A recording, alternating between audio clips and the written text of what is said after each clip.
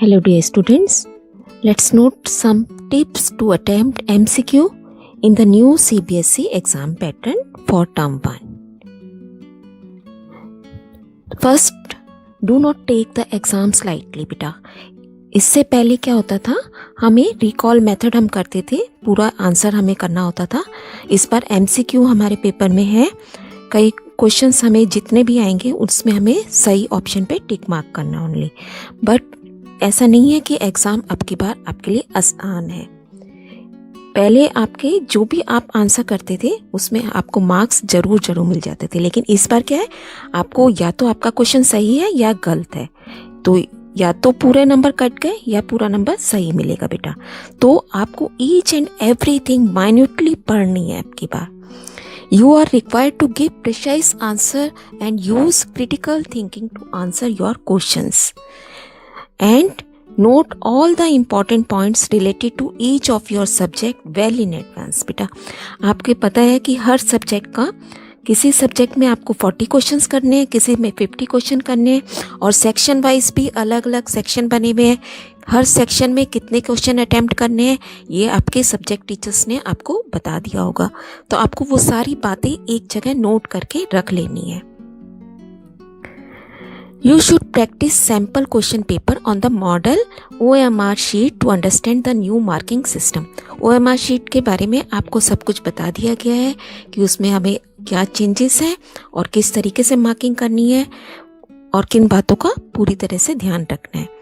Reading time जो आपको 20 minutes का मिलेगा वो आपको बहुत ही इफ़ेक्टिवली यूज़ करना है. You should go through each question carefully and identify those question they are confident about. बेटा जो आपको क्वेश्चन आपको लगता है कि ये बेस्ट मुझे आते हैं, ये मेरे को बिल्कुल कॉन्फिडेंट हूँ मैं इस बारे में, उन क्वेश्चंस को पहले ही अपने क्वेश्चन पेपर पर मार्क कर लीजिए कि ये क्वेश्चन का आंसर इस तरीके से मुझे अटेम्प्ट करना है. और जो टफ क्वेश्चंस हैं उनको थोड़ा सा बाद के लिए छोड़ दीजिए. पूरा प्लानिंग आपको उस 20 मिनट्स में कर लेनी है. Do read all the instructions very carefully. A certain number of questions need to be answered in every section. जैसा कि मैंने आपको बताया है कि सपोज आपके 3 सेक्शन है और ए सेक्शन में से आपको 20 में से 16 क्वेश्चन करने हैं, बी में भी ऐसा ही कुछ हो सकता है और सी में भी. आपको जितने क्वेश्चन हर सब्जेक्ट वाइज अलग अलग होगा, तो आपको इंस्ट्रक्शंस भी पहले से अच्छे से पढ़ लेनी है उसी 20 मिनट्स के अंदर, और आपको पहले से भी इन बातों का पता होना चाहिए. Next, check the questions very carefully. Understand how the questions are framed. बेटा आपको कंफ्यूज करने के लिए कई बार क्वेश्चंस की लैंग्वेज चेंज हो जाती है. हर सब्जेक्ट में आपने देखा है ना, तो आपको क्वेश्चंस बहुत ही पेशेंस से और केयरफुली रीड करने हैं. वो 20 मिनट्स का टाइम आपको बेस्ट यूटिलाइज करना है. While reading the question, do not look at the answer first. जब आप अपने क्वेश्चंस करेंगे ना, तो पहले से ही उनके सारे ऑप्शंस मत चेक कर लेना. पहले आप अपने तरीके से जो आपको आता है उसका आंसर निकालिएगा, फिर आप आंसर जो दिए गए ऑप्शंस हैं उनमें से चेक कीजिएगा. अदरवाइज वो आपको कंफ्यूज कर सकते हैं. There will be 1 correct answer and 3 distractors. आपको पता ही है कि 4 ऑप्शंस में से सिर्फ एक ही आंसर करेक्ट होगा जो कि हमें मार्क करना है. Do not waste too much time over a question as they have to complete their paper in just 90 minutes. आपको अपना पेपर सिर्फ 90 मिनट्स में कंप्लीट करना है, तो एक क्वेश्चन के ऊपर ज़्यादा टाइम नहीं लगाना है.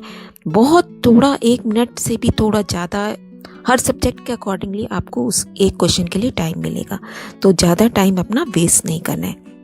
And as more important as there is no negative marking, no question should be left unanswered. बेटा पेपर में कोई भी आपके किसी भी सब्जेक्ट में नेगेटिव मार्किंग नहीं होगी, इसलिए आपको सारे क्वेश्चंस अटेम्प्ट जरूर करने हैं.